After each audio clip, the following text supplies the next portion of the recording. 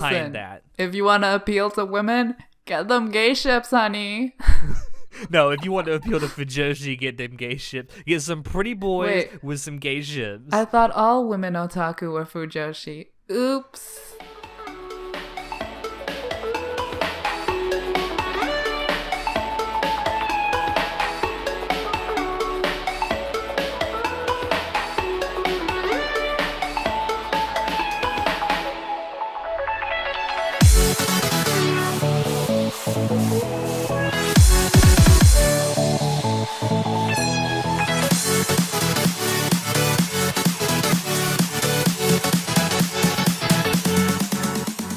Hello, everyone, and welcome to Anime Club After Dark, the podcast that delves into all things anime, manga, and otaku culture related. I'm your host, Alex, but you can call me Senpai, and joining me tonight, I just have our chivalry of Shotas, Shotaro.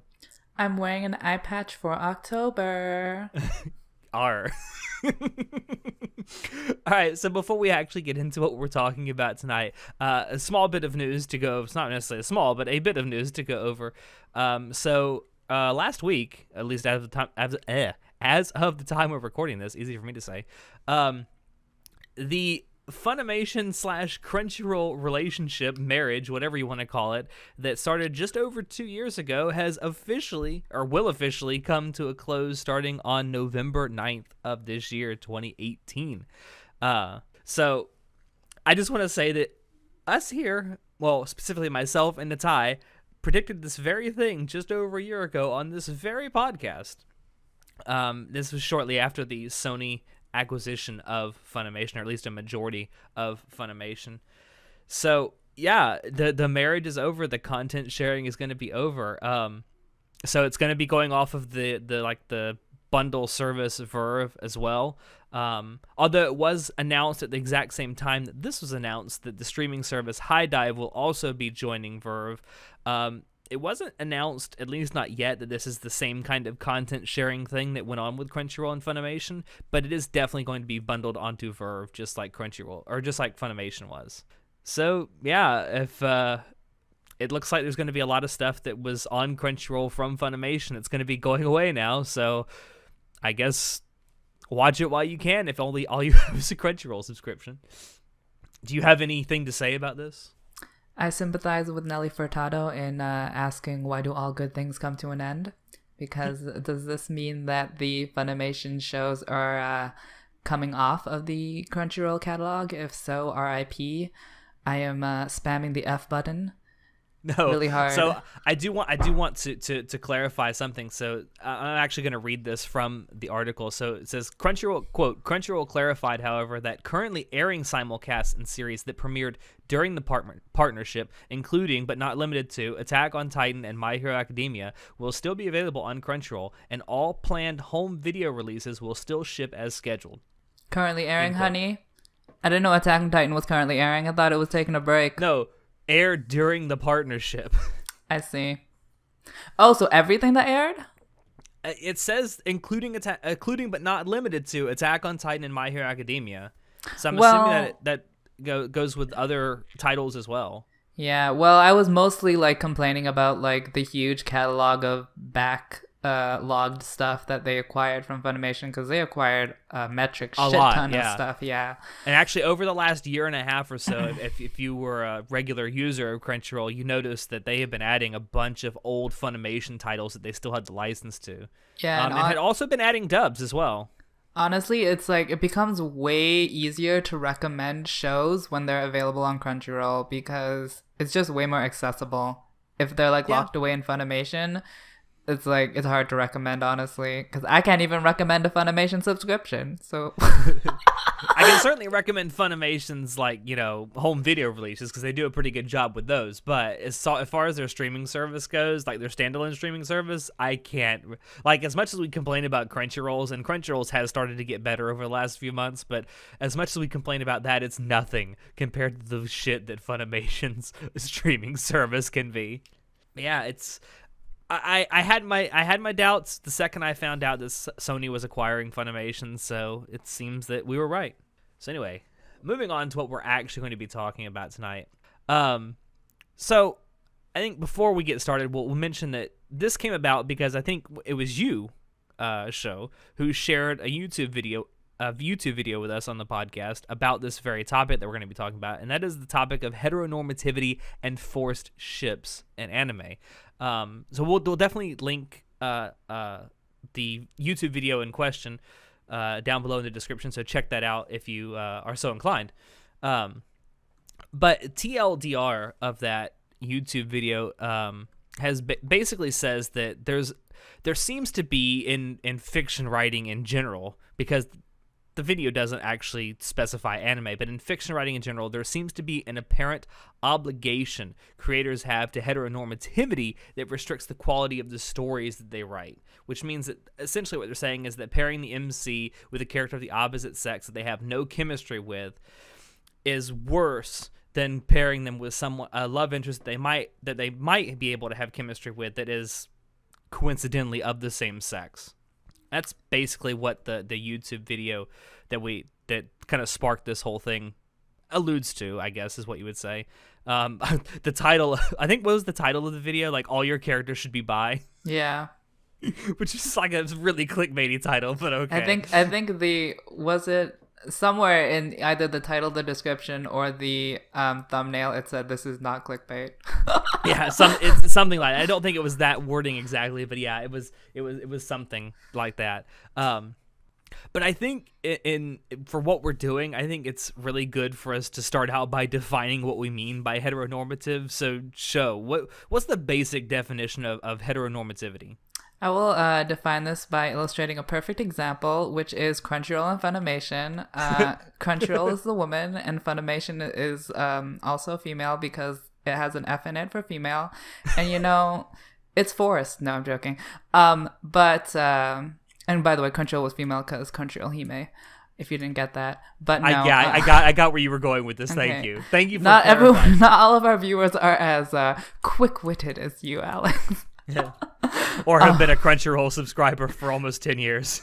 Anyways, when we say heteronormative, we mean that, like, you're writing the story, just like Alex said, assuming all your characters are straight, and not really giving the option that there could be characters of other sexualities, just assuming, like, oh, I'm going to create this entire cast, and they're all going to be straight. I know it sounds weird to say assuming because they're fictional characters, but it's not so much assuming, it's like not being open to making your characters non-straight is heteronormative. Yeah. So I think we need to make a distinction here. Like, if you're writing a story that has, like, what's the term? Like a subplot, like a romance subplot, and it's a show full of male characters, like Yuri on Ice is a good example. Like, if you have no other great like an alternative that is of an opposite gender, then I don't think that's necessarily like hetero or homonormative, is it?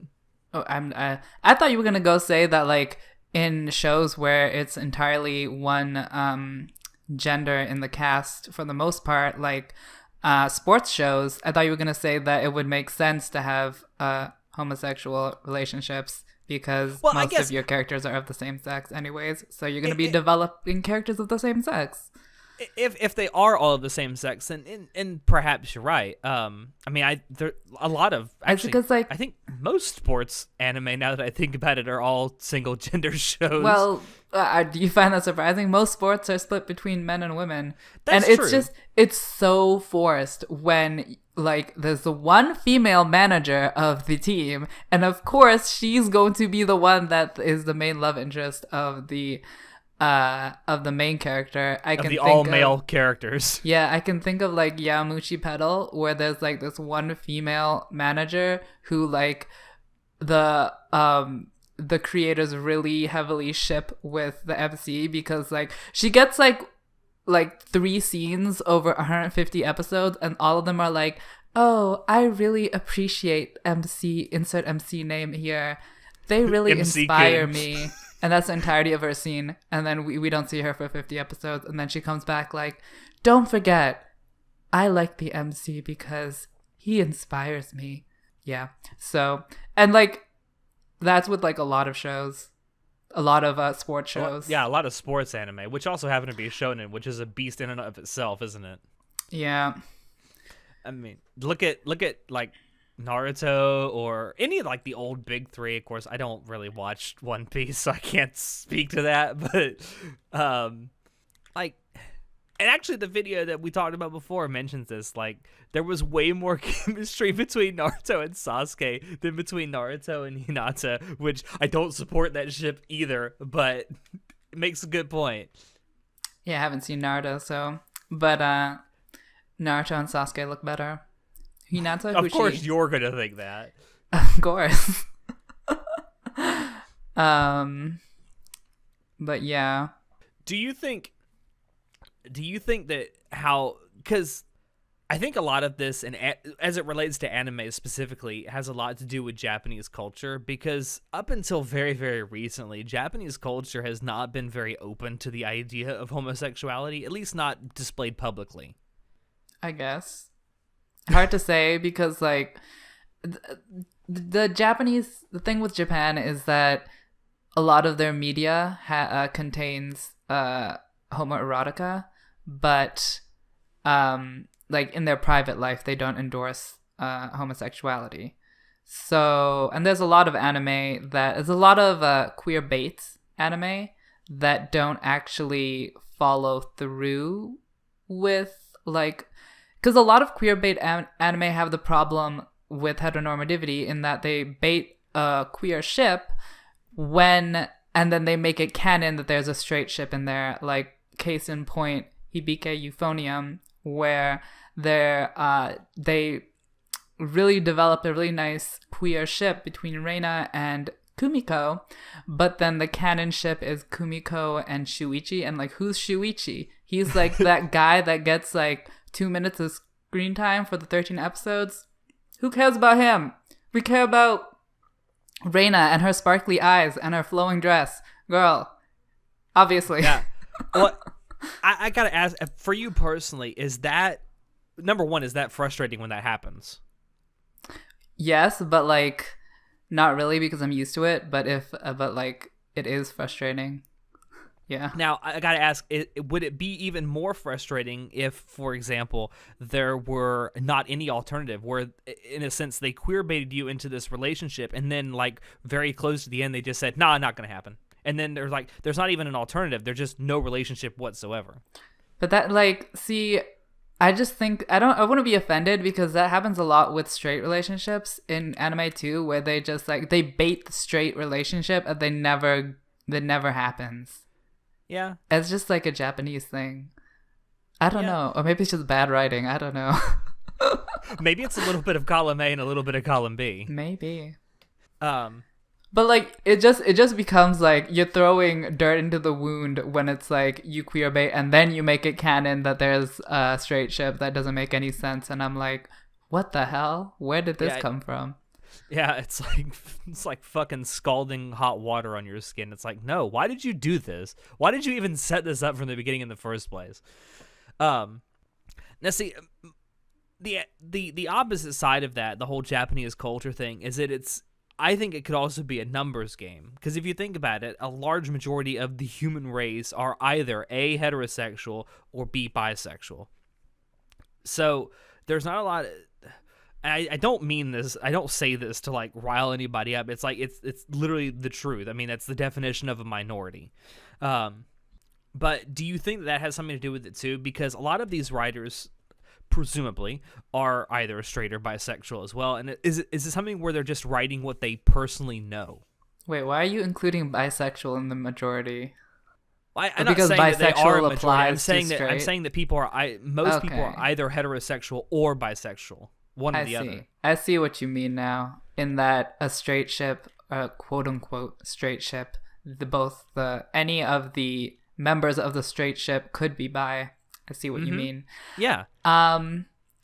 So, okay, first of all, although this isn't really a point, I would just like to point out that the data on who is homosexual and who is bi and who's heterosexual is unreliable because it relies on self-reporting. I know. And a lot of people are in the closet for various reasons. But like, just ignoring that whole thing, which is a weak point in itself, because even if they were reporting, I would tend to agree that I would think that they would be a minority. Homosexuals would be a minority, I would assume.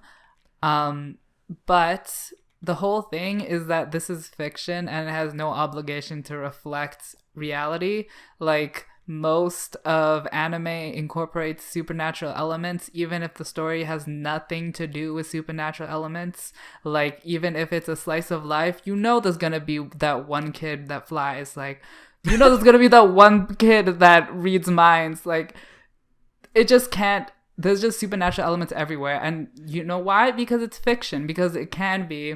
It's different from real life because this medium gives the opportunity to do that. So I think that point is moot because it's this isn't a documentary. This is fiction. You can write whatever you want, and it would make sense to write a story that has better chemistry and better flow than to not write one and make it straight. I'm still, generally agree with you. I'm still waiting for someone to start flying in K-On! Though. Girl, I haven't seen K-On! Maybe they do fly. I'd believe it. K-On's actually a really good example of this because K-On! Has a it's an all female cast, and there's lots of hints that there could be some like sexual chemistry between a couple of the characters, and not only does it not happen, like there's no alternative obviously, but it never happens. So it's like they're really good friends and they just like teasing each other, and it's like I think there's a little scissoring going on. Oh my. That show, just from the art style alone, looks very PG. Oh, it is. It's very pure and the entire show is pure and wholesome. Like, there's not an area like a sex joke or anything to be had in K-On! It's part of its appeal, I would argue. But I think you see the same thing in a lot of shows where there isn't really any kind of either gay or heterosexual ships at all. Like in Haikyuu is a good example. Like Haikyuu fans ship all of the characters in Haikyuu together in various ways, but none of them are canon because there really isn't a canon ship in Haikyuu. No, I haven't seen it yet, but I feel like they introduced the female character in season 2, the female manager, for a reason. So you're saying that down the line that could be? I don't know. It might be. We'll see. But I mean, that's kind of the same thing, like the thing with K-On! And the thing. It's just when one's with guys, one's with girls. Like, it's the fan base can just say whatever it wants, but it's not gonna happen. Yeah. Does that play into heteronormativity, or do you think that that's just an example of a story that doesn't need any kind of romantic element to it at all? It's hard to say. I don't know. What is the reason for people to ship things in the first place? Maybe they ship it because you didn't provide it to them in the first place. So, like, maybe it did require romance because people are shipping it. I don't know. See, I have this theory that, and I have to go on a slight tangent here. So, something that has irked me, it's kind of my pet peeve recently about a lot of modern fiction. And when I say modern, I mean like a lot of fiction that's been written in the last 15 to 20 years. And it doesn't necessarily just relate to anime, but one of my pet peeves is that so many writers seem to believe that every kind of story, no matter what kind of story it is you're trying to tell, it can be an action show, it can be a horror, it can be a science fiction show, doesn't matter. It has to have some kind of romance element in it, whether it's between some main characters or some side characters. It has to have a romance subplot somewhere. And I am of the firm belief that not every story out there has to have a romance subplot. Some stories can be told without any romance whatsoever, and they can still be really good. I forgot where I was going with this. I don't think that's a modern trope. Isn't that like just a general problem? That's a general trend in fiction. I've certainly noticed it a lot more of stuff that's come out within the last 20 years, like of stuff that is not like explicitly a romance story. I don't know. I feel like that applies to most stories, old or new. Maybe it is. Maybe it's an ongoing problem with human storytelling that actually needs to be addressed. I don't know. I feel like it's there. I mean, I understand because like sometimes injecting romance into like a non-romantic plot is kind of awkward, and then it just sticks out like a sore thumb, and it's like, why'd you have to do that? So I see where you're coming from, but at the same time, I feel like romance is like a core part of like being a person or a human. No offense to the asexual people or the aromantic people, but I feel like most people, a core aspect of the human experience is romance. So I feel like that's why there's so many romantic subplots in stories that don't otherwise have to do with romance, so that it's like more relatable, or more engaging. And I think that a romantic subplot can enhance your story, but it doesn't always the way that it is put into a lot of stories does not always help the story. Especially if it's injected as like an afterthought midway through the story. Yeah, if it's poorly done, then it's obviously gonna be disruptive. And I'm not saying that you have to like sit there before you start a story and lay out every single intricate like detail of every character's motivations from the beginning before you start writing. You don't have to do that. You should get a lot of the personality types down before you start writing, but you don't have to get all those like threads together all in a line right before you start writing. But you should have like an idea in your mind if a romance is going to develop, how it's going to develop, and where it's going to develop, and who's going to develop between. And you shouldn't just inject that midway through because you start realizing that, oh, your fans might actually like it if these two characters got together. Yeah. I'm also thinking that like if you want to fully develop a character, then I feel like you have to include romance.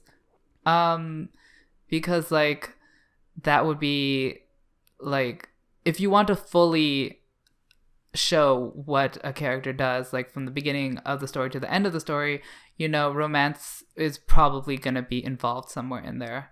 So especially if it's a long form story where you're watching a character over a long period of their life. Yeah.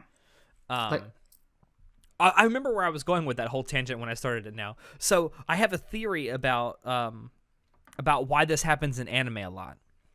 Go ahead. Where there seems to be romance subplots injected into stories that don't need them. I think I'm not saying this is the only reason it happens, but I think this is a definite major contributor. I think it's done in a lot of genres which don't appeal to women to get them to start reading or watching what the story. Oh girl.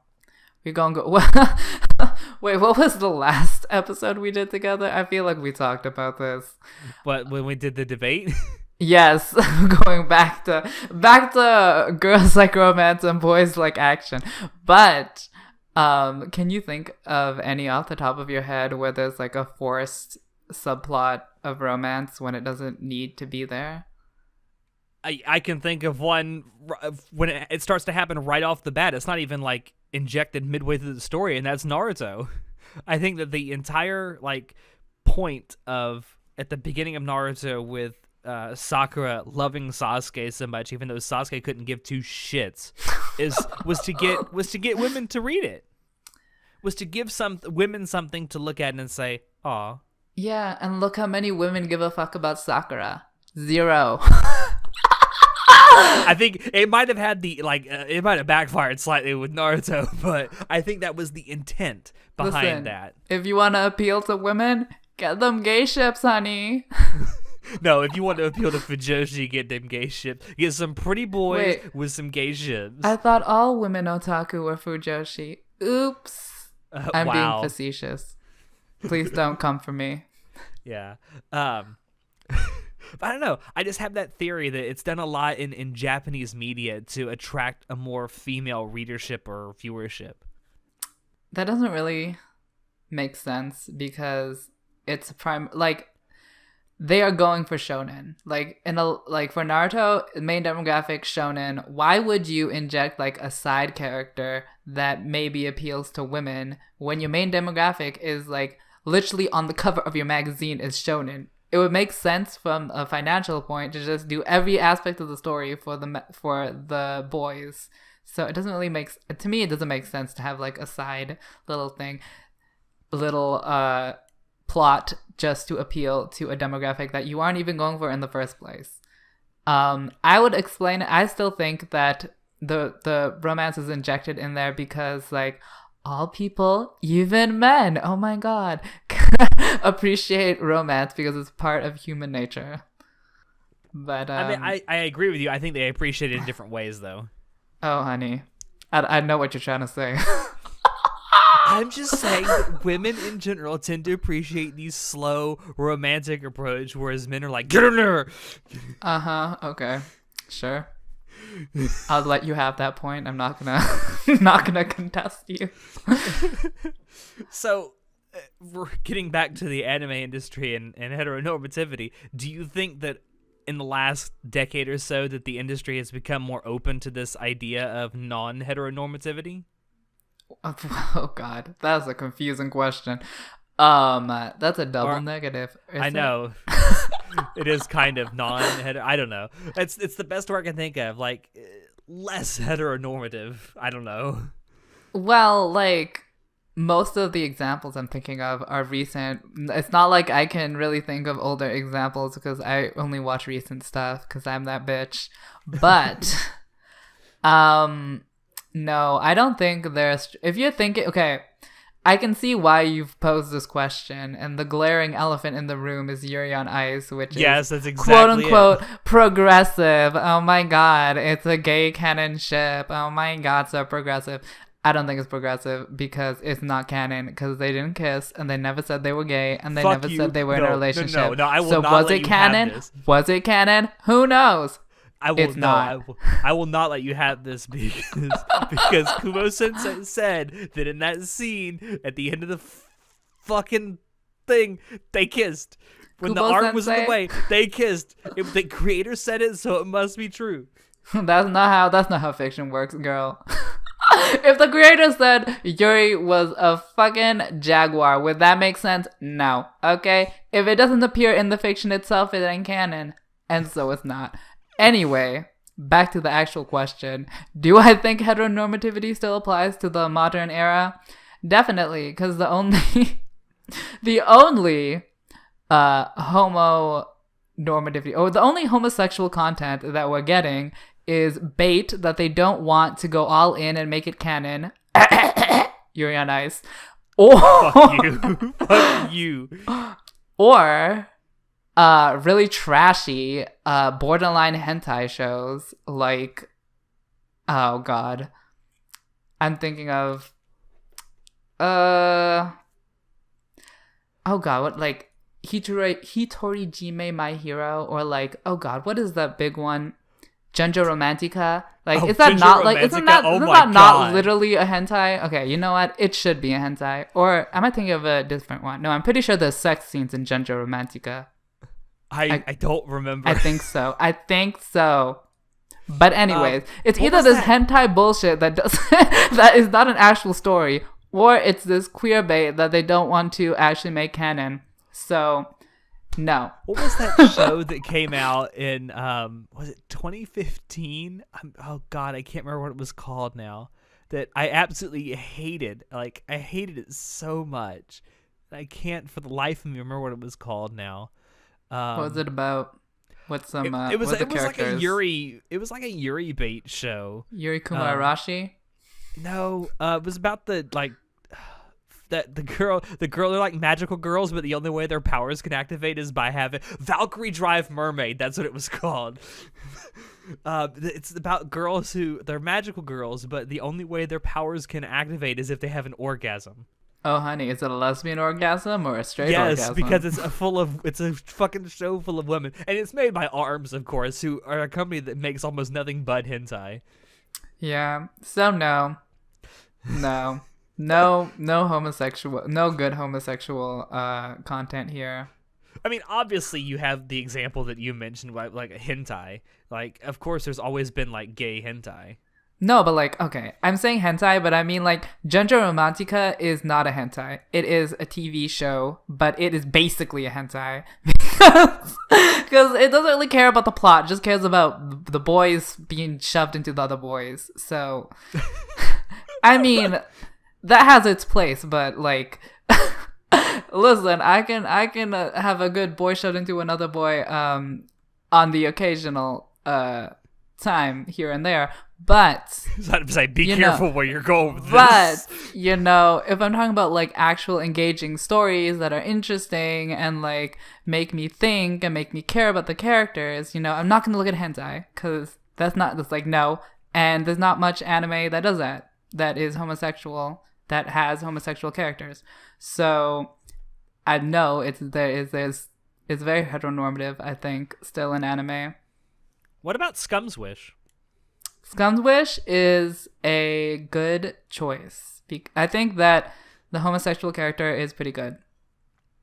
You don't think it's portrayed just for the sake of having a homosexual character in there? Like, there's an actual point to her being there? I don't think there's a point to her being there, but I think that, like, she could have been a boy, but she's a girl. Like, her gender didn't really matter. Like, I don't think they made it like a big deal that like she's a woman and this is a lesbian thing. It's like it was any other relationship, so it was fine. I just love that meme that came out of that. It's like, but I'm straight, so is spaghetti until it's wet. Oh my god, such a sad person. Fuck you. I love that shit. I thought that Scum's Wish was actually a really good way to portray like a character who was like legitimately like a lesbian character. I thought it was done well. I thought it did really good service to the story too. And at the end of the day, that's what this is about, actually doing good service to the story that you're telling. I wouldn't like I said, I didn't think it was it made a point that she was a lesbian, but I don't think they I don't think it was a bad portrayal either. I think it was a neutral portrayal, so I'm okay with that. So do you actually think that the main character of Scum's Wish, the main female character of Scum's Wish, is actually like bisexual? I would say she is, because the way she reacted to the lesbian character was like she was considering it. I feel like she was considering it. She certainly didn't say no.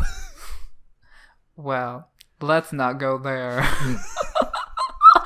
There was some issues with that relationship, and consent was very iffy, but yeah, iffy.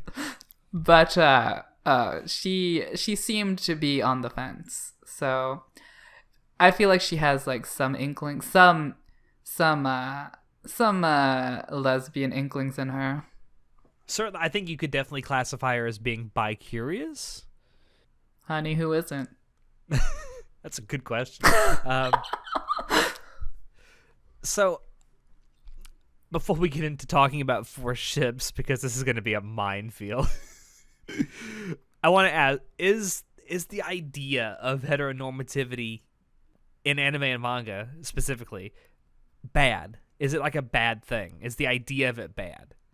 Theoretically, no, because the main problem with heteronormativity is that in practice, the straight ships have poor chemistry, and it doesn't have to be that way. You can write a straight ship that has good chemistry.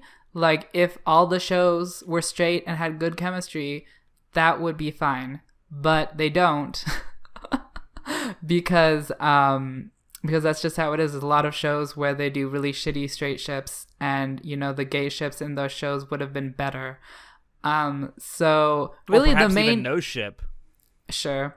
But really the main issue that we're bringing up in this particular discussion is not the fact I am not talking about gay representation. I'm talking about good chemistry in romance, and I feel that heteronormativity is an obstacle to writing good chemistry, because a lot of gay ships have good chemistry. If you would only make them canon and develop them a little further, you would be writing a better story instead of your really shitty straight ship. Or even here's an idea if you want to actually create some like relationship tension, I guess is what you would call it. Make one of the characters gay and the other one straight. That way, when one of them goes for it, the other one's like, I don't swing that way. I guess. I don't think that would be interesting to watch, though. Kind of be. I don't know. Maybe it depends on how you frame it. I think it could be. I mean, it could lead to the end of a friendship. What? Think about it. No, think about it. Think about it. If you're friends with someone and then one of them, or if you're friends with someone and the other person turns out to be gay, and you're obviously the same gender, and the other person turns out to be gay, and they say that they like you, but you're not, you're straight, that could put some strain on your friendship. That's called homophobia. No. But no. You see what I'm saying? Like, it could put strain on a friendship. Yeah, it could. But I think you definitely hit on it. The whole point of this is not about gay representation or the LGBT community being represented in anime, because I think there are representations of that in anime that you can find for good and for bad. There are some really bad representations of gay characters in anime, I won't lie. Liron from Gurren Lagann is a really good example of a very badly portrayed gay character. But I think it all comes down to the way you tell your story, and you have to frame it in such a way as to where the relationship that you're trying to frame into this story makes sense. If you're trying to force two characters together that have little to no chemistry, it's not gonna. First of all, the ship is gonna be terrible, and it's gonna be to the detriment of the story you're trying to tell, whether that's as a romance story or as a subplot. Yeah. And the more you try and force it, the more you're gonna push people away. I guess. The more you're gonna fan the flames of the ship wars. That for sure. That's how you get death threats on Twitter, honey. Oh, honey, looking at you, Tokyo Ghoul.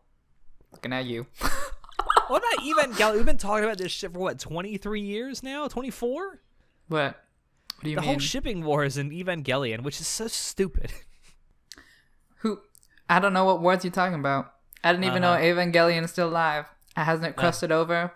It's been 20 years. 30. It's been more than 20 40 years. All right, so obviously a lot of this, a lot of these kind of heteronormative things can lead to some forced ships. I'm so confused though, because there's no canon ship in Evangelion, right? Or am I wrong? Well, here's the thing. This will lead us into what we're going to talk about here. So, Evangelion is a really interesting anime to talk about this with, because after the fact, the creator of Evangelion came out and he said that Shinji is in fact bisexual, and he actually did have feelings for Kaoru. Girl, I didn't need the creator to say that for me to know that, honey. I know. It's like, that's my thought too. It's like, we all knew that by watching the show, right? But a lot of people seem to think that he's only interested in Asuka because Asuka's the one that mistreats him the most. It's like, how much do you think Shinji is? Shinji is screwed up, but how screwed up do you really think he is? But like I said, this leads us into what we're going to talk about here. So the heteronormative thing leads to a lot of forced shipping in anime and manga, and I think we want to go over some of our examples of forced ships and how it relates to this. So you wrote a lot down. Oh God, I don't want to go through all of them, but we'll pick out a couple here that are really good. I think we should talk about the LWA one. Okay, so Little Witch Academia is a mostly female cast, and there's only one actually relevant male character, and lo and behold, the only male character that's relevant is the love interest of the main heroine. What? Coincidence? I think not. I guess not. Anyway, so yeah, Akko, the main heroine, is shipped canonically with Andrew, the only male character. The only relevant male character. There are other male characters that do appear, but he's the only one that's got any lines. Yeah, the ship is just Oh, I see a tall man. Oh my god, my ovaries are overdriving. Oh my Exploding god. ovaries. Oh my god, this ship is meant to be. That is literally the entire ship. There's no chemistry. Okay, I would say that the writers are losing out on the proper ship of the show, which should have been Diane and Akko, because they have a great rivalry. They have a great back and forth. There's a lot of tension. And I think they have a good chemistry there. Whereas with Andrew, there's really no chemistry at all. She doesn't know Andrew at all.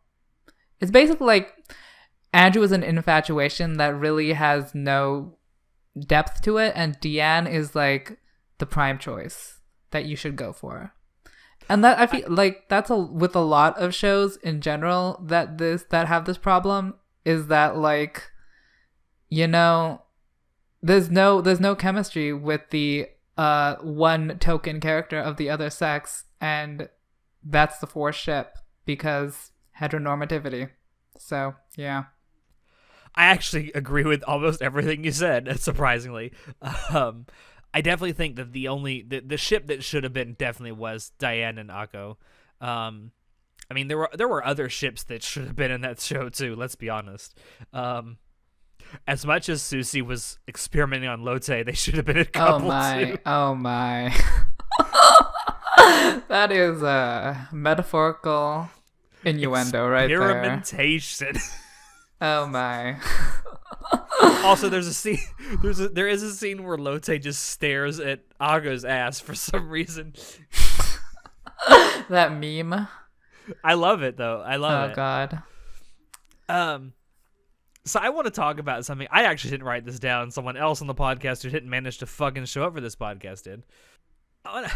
So I kind of agree and I kind of don't. First of all, Sword Art Online is bullshit. You shouldn't watch it at all. But the main ship, the canon ship in that show, is Kirito and Asuna. Now, I think here's my problem with it. Is it a forced ship? You can certainly make the case that it is. The case that I would make for it being a forced ship is this. You could literally pair Kirito with any other female character in SAO, and the story wouldn't change at all. That's my case for making it a forced ship. On the other hand, I can also see the other side of it as to where, well, it's the only one that makes sense for him to hook up with because it's the one he found first. Is it? I don't know. It's a very weak case, I know, but SAO is not worth my time. Oh my god, that's such investing. A trope where like the first woman you see in a harem is the one that ends up with MC. Funny enough, that's how most harems end up. Yeah. The first girl that becomes part of the harem ends up being the one that gets chosen. Although that doesn't seem to be the case in reverse harems. Early bird gets the worm. What can I say? Yeah. But would you actually classify that as a forced ship though? I would say, okay, first of all, it's hard to have this discussion in regards to SAO because it has nothing to do with heteronormativity, because Kirito is not, there's no gay ship with Kirito that has any chemistry, at least not yet. I'm looking at you, Yu-Gi-Oh! Season 3. Maybe there is one there, but not yet. The only reason you say that is because he's a fucking Shota. I didn't know he was gonna be a Shota. All I knew was that I've seen Yu-Gi-Oh! And Kirito art since like season 1, and I've been like, why was he not in season 1? Where is my homoerotica? I need it. That's all I know. But anyways, do I think Kirito and Asuna is a forced ship regardless of heteronormativity? I mean, I think it's a badly written ship. I think most of SAO is badly written. Thank you. But I think it's the best. I can understand why the writer wanted to go with Asuna, because like I can see that the writer wanted Asuna to be like not a foil to Kirito, but like a clone. Asuna is the female version of Kirito. And that's one of my biggest problems with SAO. In the author's mind, and that's why I can see the author wanted to pair them together. has nothing to do with what we're talking about. That's one of my biggest problems with SAO is that Asuna is supposed to be introduced as a foil for Kirito and becomes anything but. She becomes the doting fucking girlfriend that can't do anything without her husbando. Yeah, up until their marriage, that it would have been a good chip, but then after the point where they like reclude, go into the woods and go make a baby Yui and like live in their cabin. At that point, she just becomes a housewife. Like literally instant 180 from warrior woman to housewife, and then she never reverted back to warrior woman. She's just like, I bake bread now. I do not slice bread. I bake it. I think that the Freudian slip you had when you were describing this to me beforehand was a lot better.